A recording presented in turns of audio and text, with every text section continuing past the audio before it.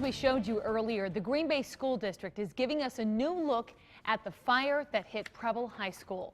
This video is from inside of the gym last week, and it shows the blaze start inside of a garbage can and then continue to grow. Rags that had chemicals on them were inside of that garbage can. They were improperly thrown away during a resurfacing work that was done on the gym floor. And because of all that damage, the school year will not be starting on time. That doesn't necessarily mean, however, that the year will have to be extended. There's no set date yet for when the students are going to go back to class. Yeah, it depends in part on just how long the cleanup takes. And instead of adding actual days, the changes could mean adding minutes and hours to days when classes are finally held. Fox 11's Gabrielle Mays joins us with the facts. That's right, Tom. Some changes have been made when it comes to how many days students must be in class during the school year, and that could keep the calendar roughly the same for students at Preble.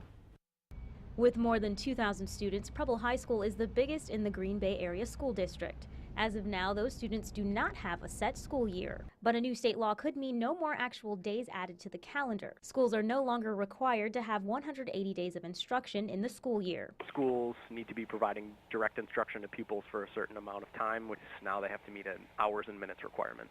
Under the law, students in grades 7 through 12 are required to have at least 1,137 hours of direct instruction from teachers. But it's up to the school district to decide how it will meet those requirements. On Monday, Preble High School's principal said she's looking at all the options. At this time, we really are just looking at working on some plans to determine, once we do have a school date, what that process might look like for students on their return. The lawmaker who originally proposed the change says some of these options could include making school days longer and holding classes on Saturdays. Depending on how many days, though, and what their normal class hours are, they may have to go longer in the spring or shorter vacations or something like this just to get the hours and minutes in the school year.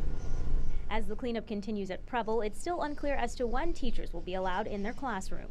Teachers are nervous about what to expect when they get back into their classrooms.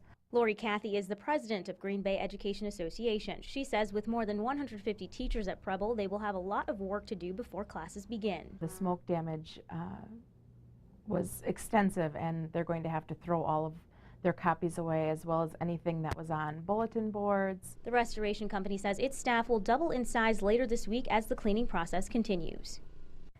Now, Preble officials say they still don't know how much the repairs will cost. Tom?